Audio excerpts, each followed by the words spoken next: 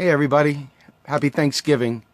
To those who are at the Dakota Pipeline, who are enjoying a frozen Thanksgiving dinner together, thank you so much for fighting for our environment, fighting for the water rights of the water protectors and the tribes of the reservation. Thank you so much for all the hard work you're doing, for putting your life at risk, for taking time away from your families, for doing things that I can't do. Thank you so much for each and every one of you who are out there at the pipeline. I from the bottom of my heart and from the bottom of Real Progressive's heart, we thank you for your efforts. So with that, I wanted to talk a little bit about things that I am personally grateful for in this horrible time. It's really easy to get completely demoralized and wrapped around the axle for everything that is wrong. But one of the things that I feel like is an extremely important, something very important to be grateful for, and that is that this entire pain and misery that we've experienced it has been a wake-up call. It's allowed so many to wake up and to see what is going on in the world and to actually start fighting against the tribalism of the parties, to actually start fighting for truth. And for me, being able to be fiercely independent and no longer trapped in a us versus them mindset, but just driving pure, straightforward toward truth, I think that has got to be the most incredible experience of my life. And while it may seem like a simple thing to you, our country is still largely asleep. Most of our country is largely asleep. And, you know, as you watch the atrocities that have occurred in the Dakotas, at the pipeline, as they're fighting and trying to block this environmental disaster from being able to take place, and you watch how these people have been shot with rubber bullets, water cannons in the middle of freezing weather. And it's been ignored, largely ignored by the mainstream media. That should tell you we've got a lot of work to do. So the good news is that many more people than have ever been awakened at one time are now woke. Many people are woke as fuck, which is a really good thing, because that means we have the capability, the capacity to create change. So on a personal level, this is where I want to go with this discussion tonight. I wanted to give all the props and kudos I could to the people out there at the pipeline who are laying it all out there. But for me, my father passed away on September 15th. And September 15th was a very important day for me. September 15th was my 10-year anniversary from not drinking alcohol. And for those of you who have ever experienced an addiction, alcohol really destroyed my life. It really took a huge amount from me. It really made me incapable of the things that normal people can pull off. My entire life was wrapped around drinking and driving and, you know, fighting and, you know, doing all sorts of crap that just was unproductive. So it's been 10 years since I've had a drink as of September 15th. So this year was a really big year. My father passing away on the day of my anniversary. It was, you know, in a strange sort of sense, it was poetic justice. You know, I was able to survive my father's passing without getting drunk. You know, I was able to experience the death of my father with a mature mind, with a mind that could be there for someone other than myself. You know, so there's a whole lot to be grateful for. You know, at the time it felt like, man, couldn't you have picked a different day to die, Dad? why are you dying on my anniversary? I didn't want him to die, period. So it was all kind of like, I don't know what you want to call it, but it was all kind of me just trying to talk him away from dying. But when you're an alcoholic, the most natural thing in the world to do is to drink when you have a problem.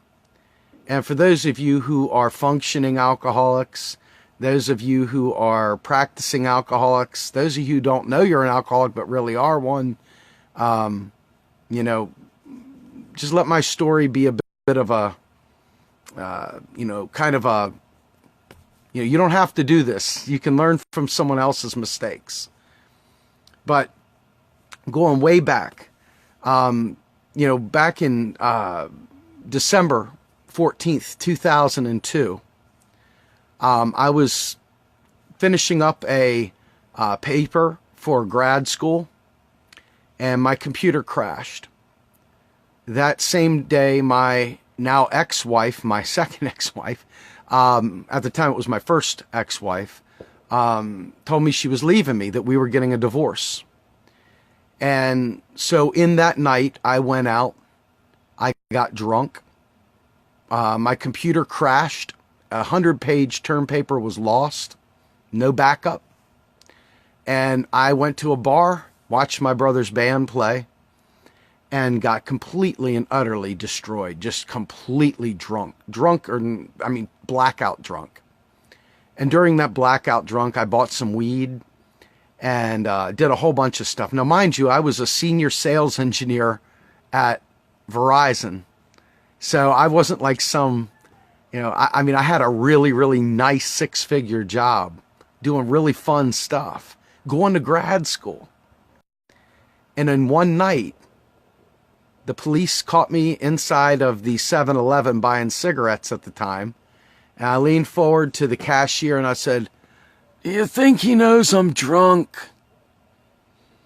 And the guy said, "Well, if he didn't, pretty sure he does now. Pretty sure he's got a clue you're drunk now." And sure enough, the cop came up to me and gave me the old back rub, started digging in. "Hey, I see that you came here by yourself. And it's pretty obvious you're pretty drunk right now, because it's the holiday season. So I'm going to cut you some slack. Why don't you go outside, make a phone call. We'll make bygones be bygones. We'll pretend this never happened." I was like, "Thank you, officer. Thank you so much." So I go out to the payphone. I don't know what happened, but my head fell against the payphone and I fell asleep. Right there, standing up, passed out against the phone. I woke up. I don't know what made me wake up, but something woke me up. I got in my car right in front of the cop, who's standing there with his donuts and his coffee in a little tray, watching me get in my car. I get maybe 1 block away, and all of a sudden, boo! And so as I'm sitting there in this car, I find out my tags are dead. Find out that my registration is dead. I find out, because I didn't realize it, that in the middle of my blackout,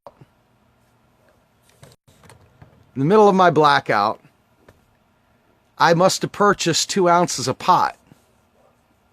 That didn't miss them. They found it.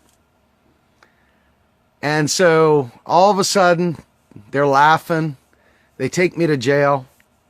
They're like, "Hey guys, we got the weed man here. We got the weed man." And they're pulling this stuff out all over the place. They're like, "Damn, what is this? What is this?" And, yeah. Yeah.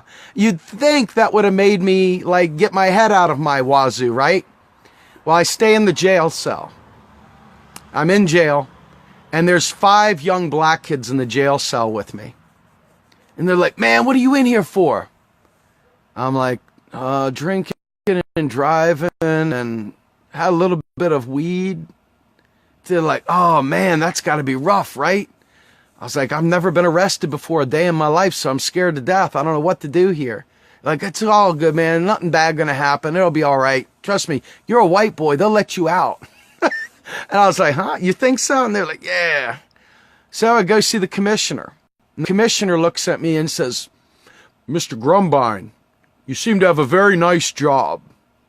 And seem to be a fixture in the community. You go to church and, well, it looks like you're a family man. We're going to release you on your own recognizance. Don't make an ass of me before you go to court. Don't do anything stupid. So I go back to the holding cell, and these kids all had a joint, one joint on them that they got arrested for. And they weren't being released on their own recognizance. They were going to stay for 2 weeks in jail for their hearing because they weren't gainfully employed. They weren't fixtures in the community. They didn't have kids, and they were probably black. So we talked for a little while. I didn't know anything that I know today back then, but I can look at it in hindsight, and I can think to myself, there but by the grace of God and Allah and everything else go I. That could have been me, right? So anyway, needless to say, the next day was my daughter's birthday party. My ex-wife was kind enough to tell me, please don't come. Please don't bother coming. My daughter was very upset. Needless to say that Dad, who was this, everybody bragged about Dad because Dad was a senior sales engineer at Verizon, making big bucks, going all over the country selling networks. Now Dad was nothing but a guy that was in bars the night before for drunk driving and the pot. So came back to my job. I ended up having a transfer out of that department. Ended up getting put into a work release program. Had to get a blower put in my car for years. Was in probation for years. Tried to go to the Canadian border. Was turned around at the border. They thought that I was a drug kingpin. They threw a bunch of Canadian pins at me.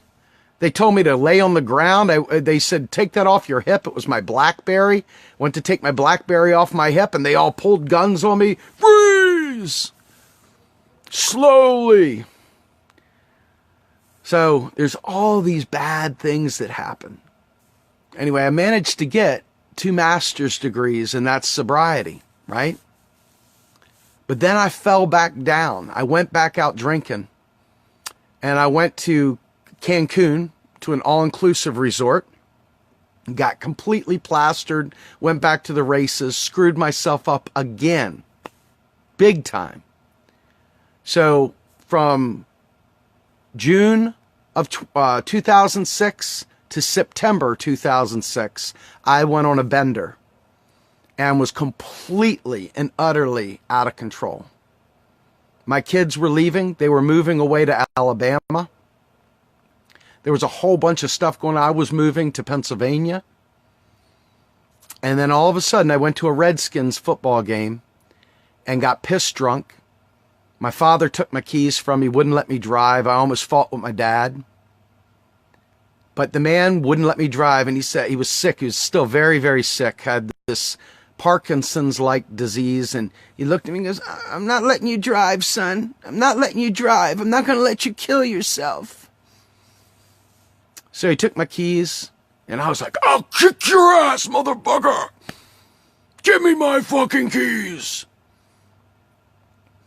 No, you have to beat my ass. I'll take it. I'm not letting you kill yourself. That was the last drink I've had. September 15th, 2006. My father wouldn't let me have my keys. I was terrified of my old man. Not terrified he'd hurt me, but terrified that I would hurt him. Terrified that I would let him down. And so from that point forward, I haven't had a drink. It's been 10 years. And I'm very grateful for that day that my father saved my life, and that the day he gave his life, his died on my 10-year anniversary. See, there's some synergy there, isn't there? So, I think to myself how lucky I am and how blessed I am to have had second chances, third chances, fourth chances, fifth chances to get my shit together. And now here I sit. I've got 2 master's degrees, 3 semesters into a doctorate. I've had certifications. I've had great jobs. But one thing that's happened since that time, it's been hard to find real, solid, employee work. It's been hard because the economy sucked to start a company. It's been hard to do anything other than find contract work.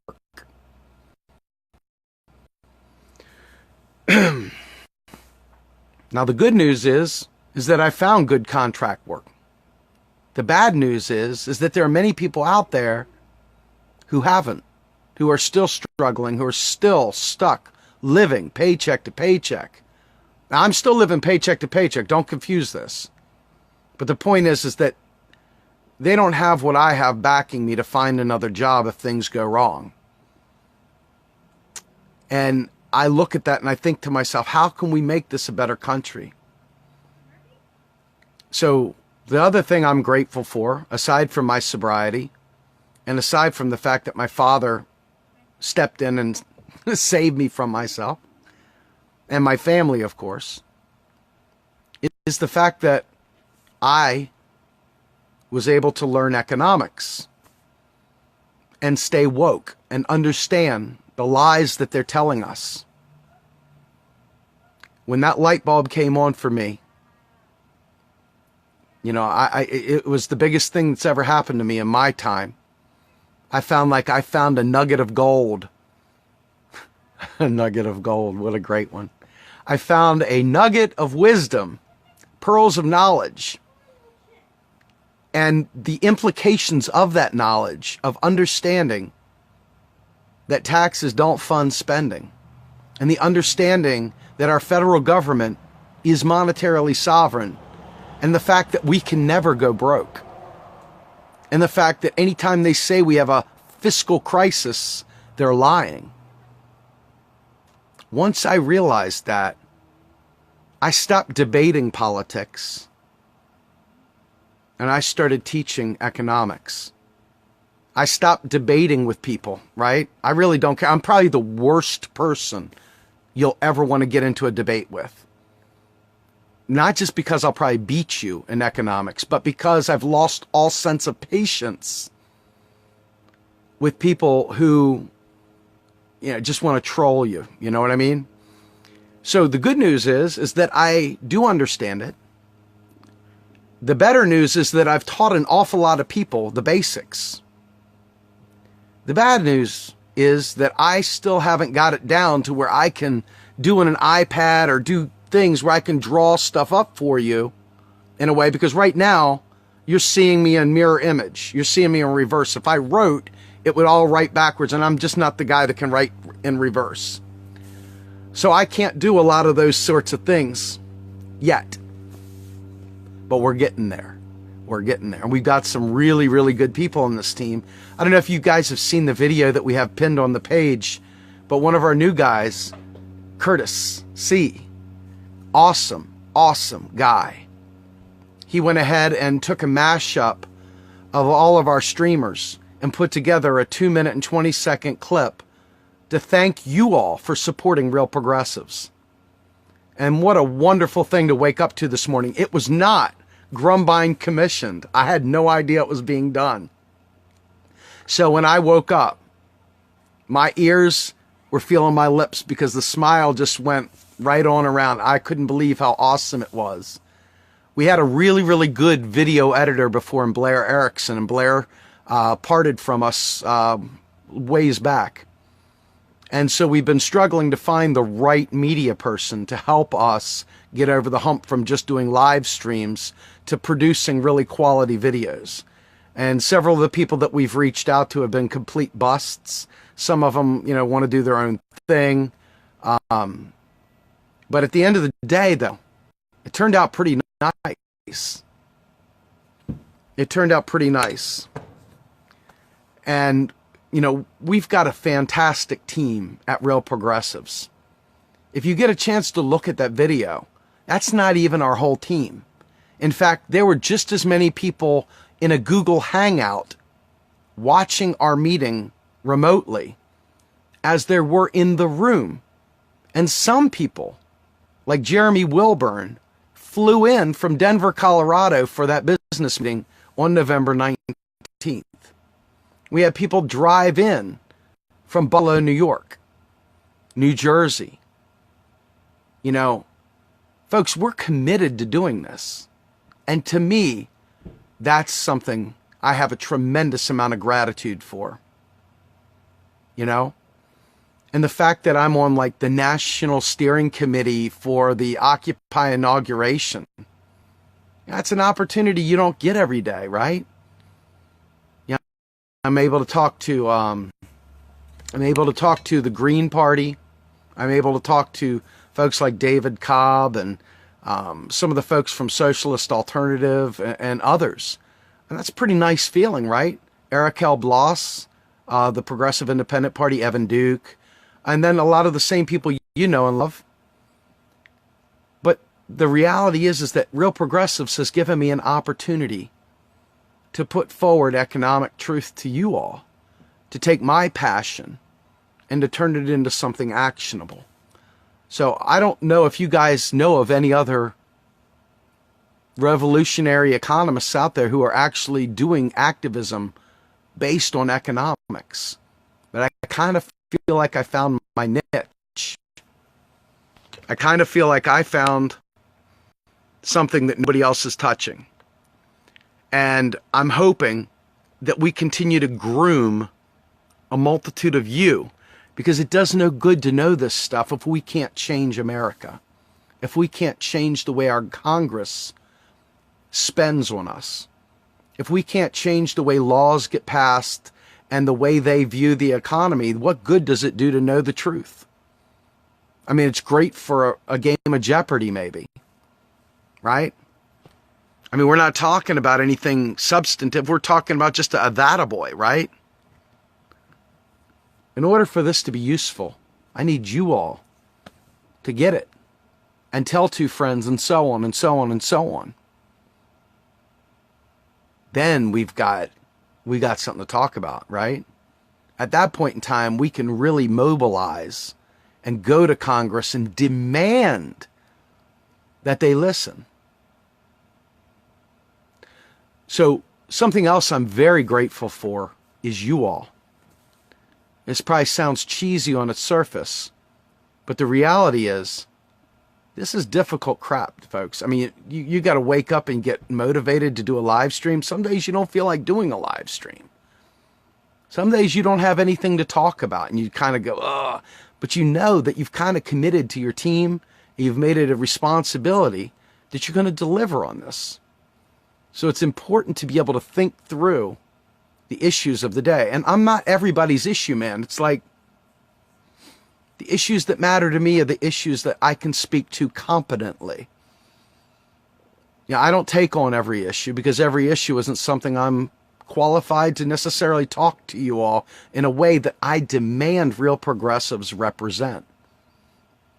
I don't want to just flap gums. You guys sit here and waste your time watching some guy on his deck talking to you about economics. That's one thing. But for me to just talk about subjects I have no knowledge of, that wouldn't be worth it. So I can talk to you guys a little bit about recovery too. But what I want to see this thing become, for me to feel true sense of gratitude, for us to really, really change the world, because I'm scared of climate change, folks. I'm not a scientist, so I can't break it down into particulates and bits and bytes and atomic this or, atom that. But I can talk about the economics behind funding the fixes that we need to make the human aspect of climate change mitigate. And modern monetary theory and monetary sovereignty both directly correlate to fixing our disasters ahead of us. If these things matter to you, then you need to understand any one of your issues, whatever issue you come up with, every one of them, every single one of them has an economic motive to it, has an economic component. So once you understand the economics I'm talking about, the same economics that was fueling Bernie Sanders' economic plan. Remember, $33 trillion of new spending over 10 years, largely paid for by speculation taxes on Wall Street, behavior modification taxes, taxes that when the behavior changes, the revenue dries up, right? The revenue dries up. So that means you can prove empirically taxes don't fund spending right there. Like without even understanding all the economics behind it. So in any event, my gratitude up to this point, family, the people at the pipeline fighting, real progressives fighting, the fact that I'm awake, I'm awake, the fact that many of you are awake. Those are the things that make me grateful. The thing I want to be grateful for is creating a progressive army to deliver the economics that I'm talking about to Congress and demand that they spend where it counts. And to stop fighting with Republicans about raising taxes. There's no reason to get caught in that rabbit hole. And when you see politicians doing it, tell them, stop. We know what's going on. Stop. Democrats, stop jacking us around playing this tax game. Just frickin' pass the bill. Don't worry about the taxes. We can change the tax structure later. Let's get people single-payer health care now. Let's fix the economy with jobs. A federal job guarantee now. A basic income guarantee for those who can't work now.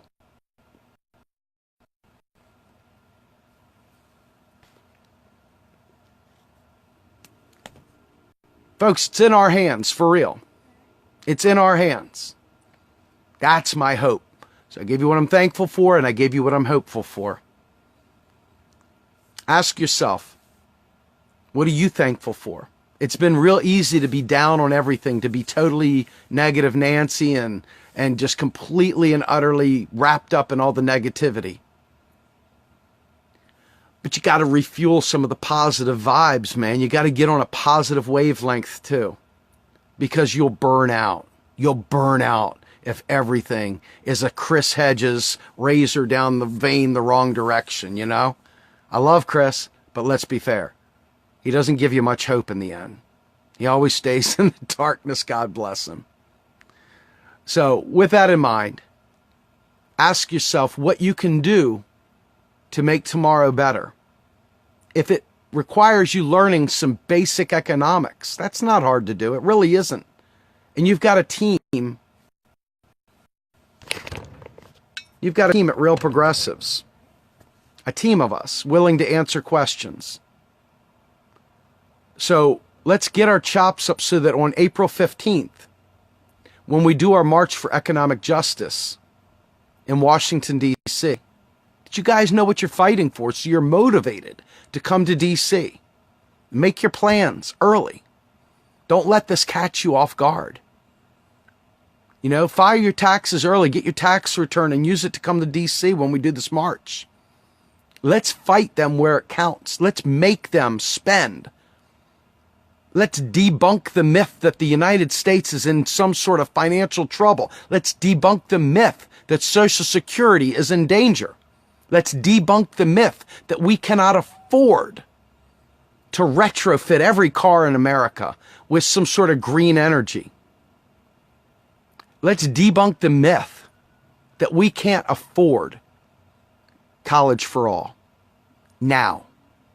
And let's debunk the myth that we can't have full employment in the United States to set a living wage.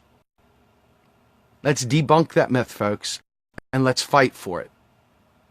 So with that, happy Thanksgiving to you guys. Happy Indigenous People Day. Happy America for the future. Let's turn this place into a place of woke people that understand economics and don't allow politicians to lie to us anymore. With that, I hope you all have a wonderful night with your families. I'm going to go enjoy mine. Have a great evening, everybody. I love you all. And please, if you haven't, if you're a writer and you want to write for Real Progressives, please sign up for it. On our website, if you want to volunteer for Real Progressives, fill out a form. We got a form up there for volunteers. If you guys want to follow us on Twitter, we'll have the link up there in a moment.